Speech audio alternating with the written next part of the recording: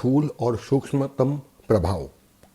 हथियों प्रतिपिका में दीर्घायु यानी कि लंबी आयु प्राप्त करने वाली 9 मुद्राओं का वर्णन किया गया है, जो कि इस प्रकार है: महामुद्रा, महाबंध, उद्यान बंध, मूल बंध, जालंधर बंध, विपरीत करण मुद्रा, व्रजोली और शक्ति चालिनी मुद्रा। यदि आप इन्हीं मुद्राओं को देखोगे तो क्रिया योग और ध्यान योग के अंतर्गत भी यही मुद्राओं का वर्णन किया गया है।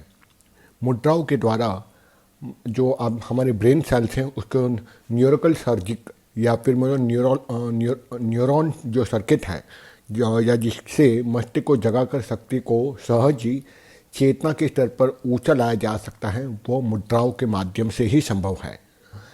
नालिका विहीन इन रासायनिक ग्रंथियों को उत्तेजित कर या अंत केंद्रों को परिचालित कर शरीर के उन ऑर्गन्स को उस पर अपना अधिकार कर सकते हैं, जिससे कि शरीर के समस्त ऑर्गन पर हम नियंत्रण प्राप्त कर सकते हैं, अपना कंट्रोल ला सकते हैं। मुद्राओं से मस्तिष्क में हम अल्फा तरंगे को अधिक बनने में समय नहीं लगता। इन मुद्राओं को अधिक समय तक करने से ध्यान योग से या फिर एकाग्रता करने की जो हमारी शक्ति है, कंसंट्रेशन जिसको हम कहते हैं, उससे हमारी बौद्धिक क्रियाओं को शांत किया जाता है। और इन मुद्राओं का अभ्यास से कुंठा यानी कि फ्रस्ट्रेशन, हिस्टेरिया, निराशा, डिप्रेशन, दुख यानी कि एंजाइटी और चिंता आदि से हम छुटकारा प्राप्त कर सकते हैं। साथ ही साथ मानसिक क्रियाओं और विचारों पर भी हम नियंत्रण प्राप्त कर सकते हैं। योग साधना में वर्णित बंध विधि से हम किसी भी प्रकार का बंधन नहीं है, जैसा कि शब्द से हम प्रतीत होता है, अपितु चक्रों के इन क्षेत्रों को हम सक्रिय और विस्तृत करने की और भी विधियां ग्रंथों में बताई गई हैं। पहले हम बात करते हैं बंध की। बंध 3 होते हैं। इनका अलग अलग अभ्यास से विभिन्न चक्रों पर इसका जागृत करने की सहायता मिलती है, किंतु तीनों बंधों का एक साथ अभ्यास करने से चौथा भी एक बंध कहा गया है, जिसको महाबंध कहा गया है, जो सबसे ज़्यादा प्रभावकारी और कारगर सिद्ध होता है। इन बंधों को चक्रों पर पड़ने वाले जो प्रभाव है, इसको समझने के लिए हमने सुषुम्ना नाड़ी को समझना होगा। और सुषुम्ना के अलग अलग यानी उसके आसपास में 2 और नाड़ी हैं, जिसको ईड़ा और पिंगला कहते हैं, जिसको सूर्य और चंद्र नाड़ी भी कहते हैं। जब मूल बंध का अभ्यास किया जाता है, मूल बंध कैसे किया जाता है? पद्मासन में और या फिर सुखासन में या सिद्धासन में बैठ जाना चाहिए और हमारी जो गुदाद्वार है उसको ऊपर की तरफ खींचते रहना, इसको मूल बंध कहते हैं।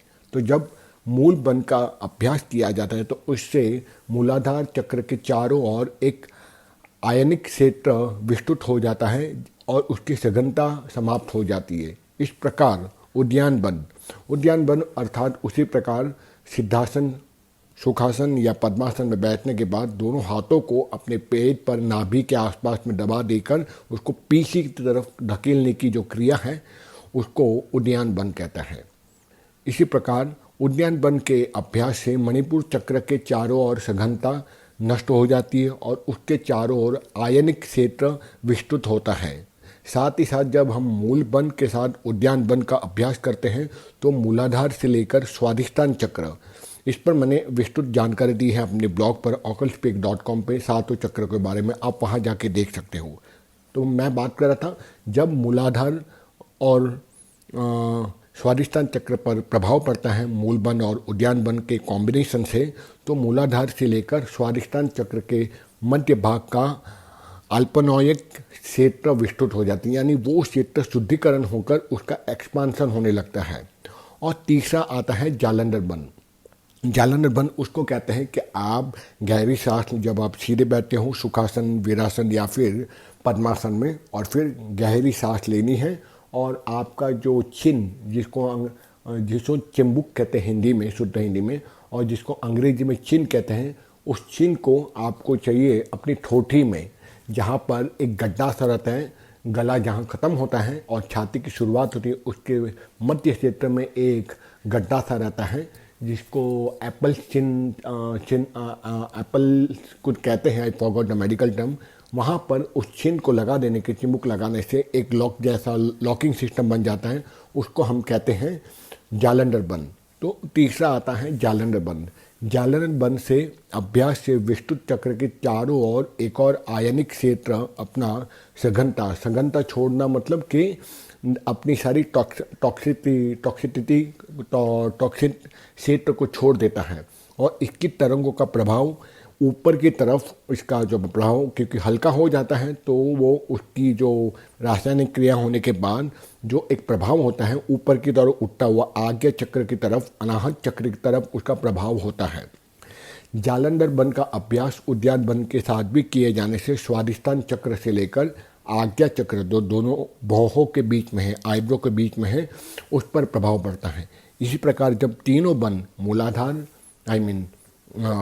मूल बंध, उद्यान बंध और जालंधर बंध एक साथ किया जाता है तब इसको महाबंध की स्थिति मानी गई है। इसके अभ्यास से मूलाधार चक्र से लेकर आज्ञा चक्र और अनाहत चक्र तक की पूरी क्षेत्र पर जो नेगेटिविटी होती है वो समाप्त हो जाती है, जिससे प्राण शक्ति या प्राण ऊर्जा का विस्तार होता है और विकास होता है और इन सभी चक्रों को जागृत करने में सहायता मिलती है। इसी प्रकार योग की अभ्यास की इस प्रक्रिया से मानसिक शक्ति भी आपकी बढ़ती है, मेंटल लेवल और इमोशनल लेवल, जो अति मानवीय क्षमता को प्राप्त करने में काफ़ी सहायक सिद्ध होती है।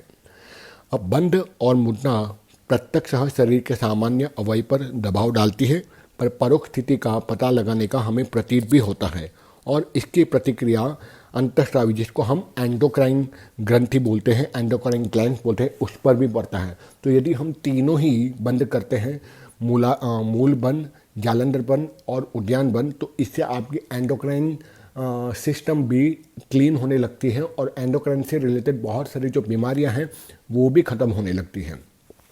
और जब आप धीरे धीरे इसका अभ्यास करते हैं उन बंधों का, तब दिन ब दिन यह स्पष्ट होता है कि हृदय, फेफड़े, आमाशय यानी कि स्टमक, वृक्क यानी कि स्प्लीन, इन सब की गतिविधियों का स्वास्थ्य पर बहुत ही गहरा प्रभाव पड़ता है, जिससे वह अधिक सक्रिय होने लगती है और अंतःस्रावी ग्रंथियाँ, एंडोक्राइन ग्रंथि से जो निकलने वाले हार्मोन्स हैं वो अच्छे से सिक्रीट होने लगते हैं।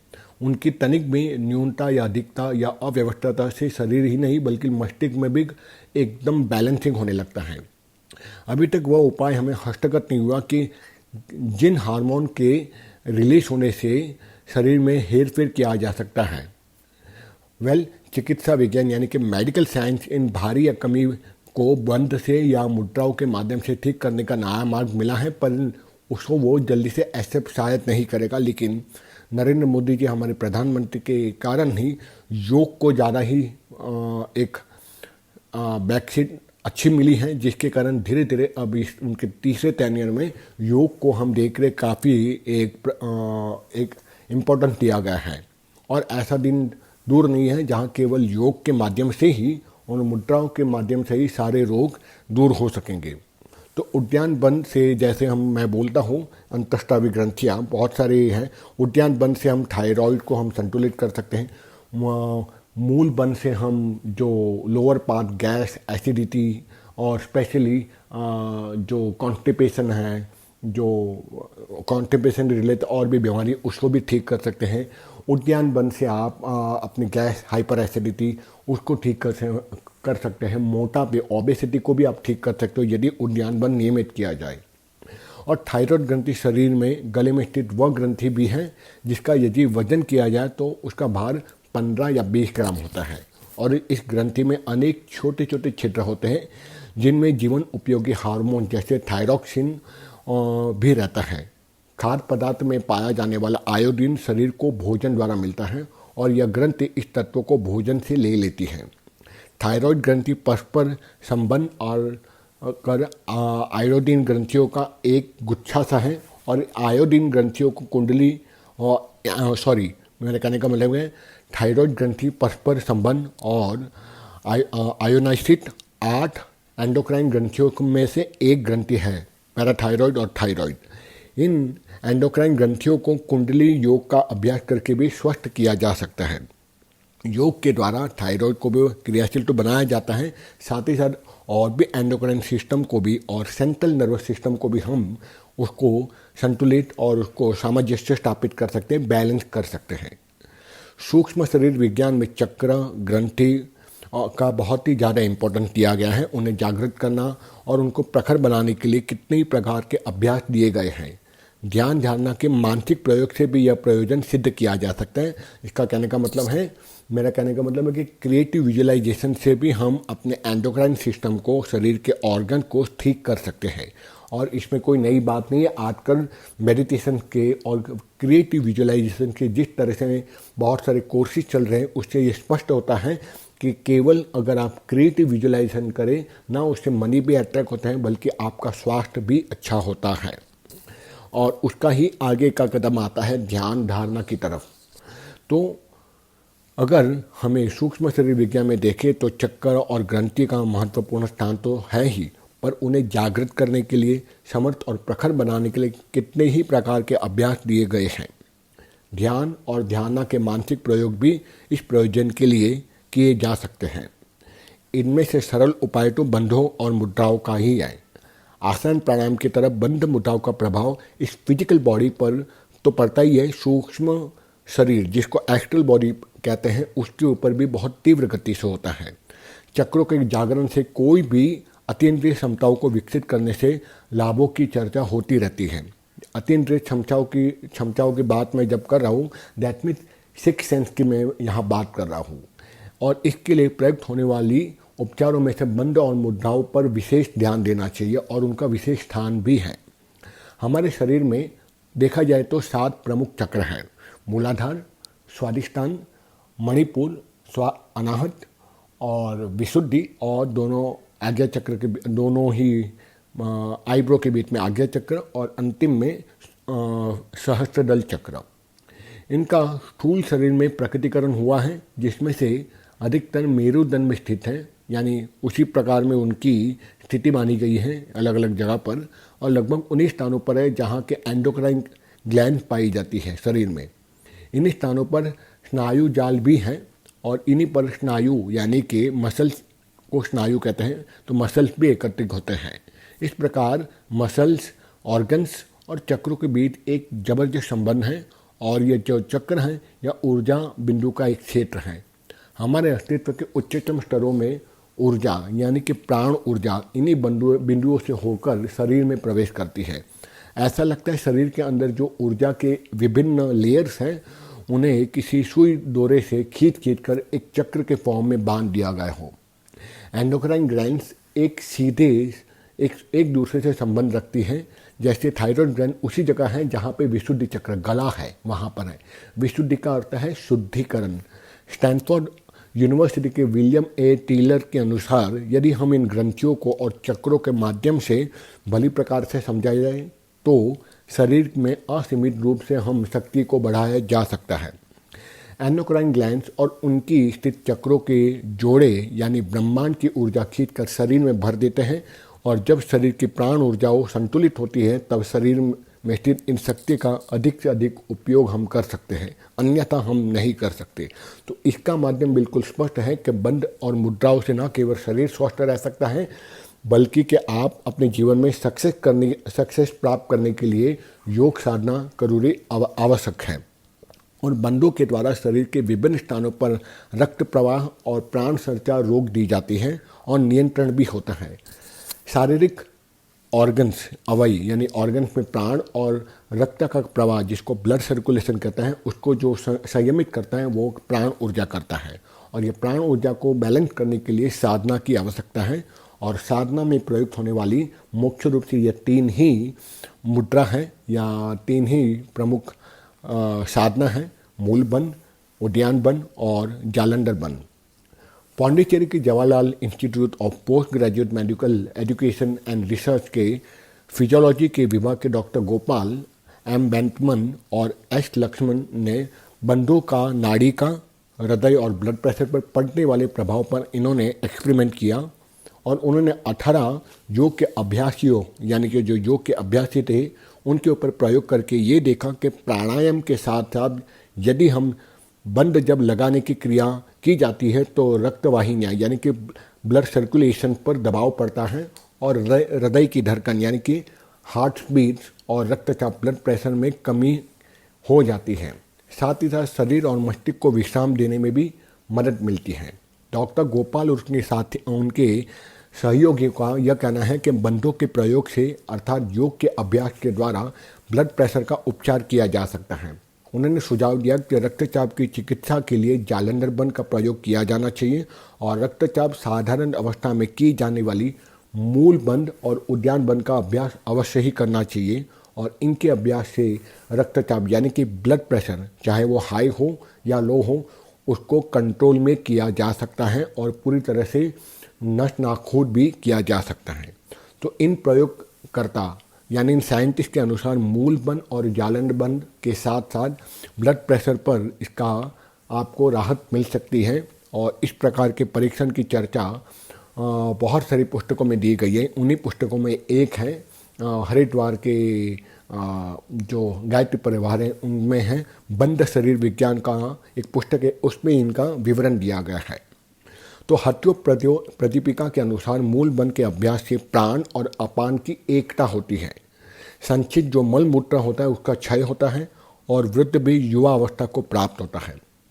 मूल बंद करने से अधोगामी अपान ऊर्ध्वगामी यानी ऊपर की ओर होकर जठरा अग्नि के मंडल में पहुंचता है, जिससे जठरा अग्नि की ज्वाला तीव्र होती है और फिर अग्नि और अपान दोनों उष्ण होकर गर्म होकर ऊर्ध्वगति ऊपर की ओर प्राण में पहुंच जाते हैं, जिसके समागम से जठरा अग्नि अत्यंत ही प्रज्वलित हो जाती है। बंद मुद्राओं का प्रभाव शरीर और मस्तिष्क पर ब्रेन पर क्यों होता है, इसकी जांच पड़ताल करने के लिए वैज्ञानिक ने गंभीरतापूर्वक इस पर एक्सपेरिमेंट किए और इन एक्सपेरिमेंट के लिए मस्तिष्क के जो तरंगे हैं अल्फा बीटा गामा इनके ऊपर अध्ययन के द्वारा वायोग्राफिक फीड नामक एक मशीन का इन्वेंशन किया, जिसके सहयोग से व्यक्ति का माइंड और उसके मस्तिष्क ब्रेन दोनों को अपने इच्छानुसार शांत कर विश्राम करने की अवस्था को प्राप्त किया जा सकता है। लैगली पॉटर न्यूरोसाइटिकल इंस्टीट्यूट के जॉय किमिया ने यह सिद्ध करके दिखाया कि जापानी जैन शिक्षक ध्यान की अवस्था में साधारण अवस्था की अपेक्षा बहुत ही एक्स्ट्रा माइलेज देकर अल्फा वेव को दर्शाते हैं और वह अपने इच्छा अनुसार कभी भी अपने शरीर की किसी भी अंग को कम या ज़्यादा उसकी अवस्था को कर सकते हैं। जॉन कीमिया का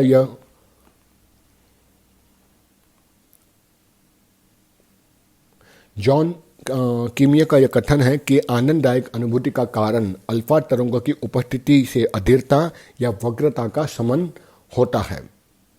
तो इस तरह से हम देखते कि ना केवल भारत में विदेशों में भी धीरे धीरे योग के ऊपर बहुत ही ज़्यादा तजब्बुत दिया गया है और ना केवल योग की कोई एक बंद एक मुद्रा अपितु कई मुद्राओं के ऊपर भारत में भी जैसे मेरे पौंडीचेरी इंस्टीट्यूट में भी और विदेश में भी जापान में भी इसके बहुत ही सारे प्रयोग किए गए हैं। तो हम ये नहीं मान सकते कि योग एक अवैज्ञानिक विधि है। तो आज के लिए हम इतना ही हैं। अगले एपिसोड में मैं प्रयास करूंगा खींचरी मुद्रा के ऊपर में अपने विचार स्पष्ट करने के लिए और मिलते हैं अगले एपिसोड में। तब तक के लिए धन्यवाद। जय हिंद, जय भारत।